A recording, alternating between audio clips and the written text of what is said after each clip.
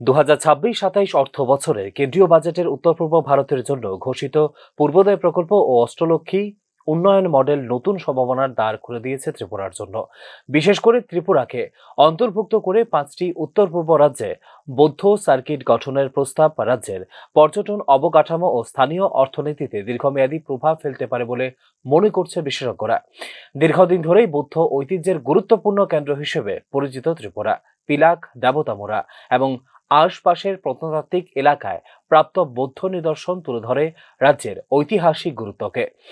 বাজেটে বৌদ্ধ সার্কিট তৈরির ঘোষণায় এই ঐতিহ্য নতুন করে উঠে আসার সুযোগ পাচ্ছে আন্তর্জাতিক পর্যটন মানচিত্রে। বিশেষজ্ঞদের মতে বৌদ্ধ গয়া, সারনাথের মতো জাতীয় সার্কিটের সঙ্গে ত্রিপুরাকে যুক্ত করা গেলে সম্ভব হবে দক্ষিণ পূর্ব এশিয়ার বৌদ্ধ পর্যটকদের আকর্ষণ করা। Focus on Purvodaya states and northeastern regions.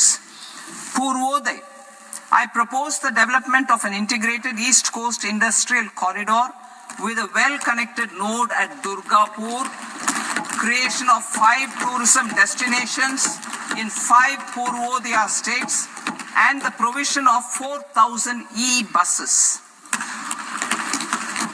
Buddhist sites in northeastern region. The northeastern region is a civilizational confluence of Theravada and Mahayana or Vajrayana traditions.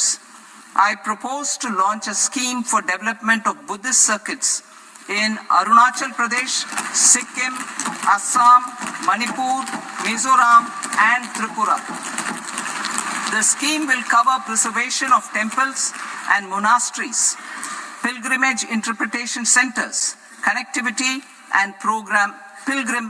তবে সম্ভাবনার পাশাপাশি চ্যালেঞ্জও কম নয়। রাজ্যে পর্যটন পরিকাঠামো এখনো পুরোপুরি আন্তর্জাতিক মানের নয়।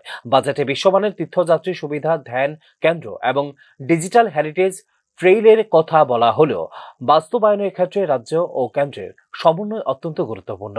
সড়ক যোগাযোগ, আবাসন, ভাষা সহায়তা ও স্বাস্থ্য পরিষেবার মান উন্নত না হলে কঠিন হতে পারে প্রত্যাশিত পর্যটক প্রবাহ অর্জন করা। কেন্দ্রীয় বাজেটে ঘোষিত 5টি আঞ্চলিক মেডিকেল ট্যুরিজম হাব গঠনের পরিকল্পনা ত্রিপুরার জন্য তাৎপর্যপূর্ণ।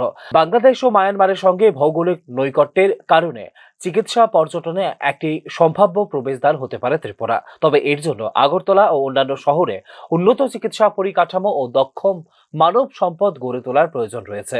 এই প্রকল্পগুলি সফল বাস্তবায়ন হলে বাড়তে পারে পর্যটন নির্ভর কর্মসংস্থান, হোটেল, পরিবহন, গাইড পরিষেবা, হস্তশিল্প ও ক্ষুদ্র ব্যবসায় পড়বে এর সরাসরি প্রভাব।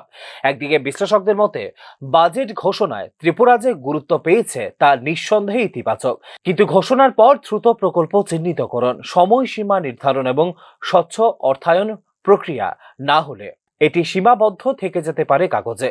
সব মিলিয়ে 2026-27 সালের কেন্দ্রীয় বাজেট ত্রিপুরার জন্য নিঃসন্দেহে তৈরি করেছে একটি কৌশলগত সুযোগ। বৌদ্ধ সার্কিট ও পর্যটন কেন্দ্রিক উন্নয়ন যদি পরিকল্পিতভাবে বাস্তবায়িত হয় তবে উত্তর পূর্ব ভারতের পর্যটন ও সাংস্কৃতিক কেন্দ্র হিসেবে নতুন পরিচয় পেতে পারে Tripura. Bureau report, news now.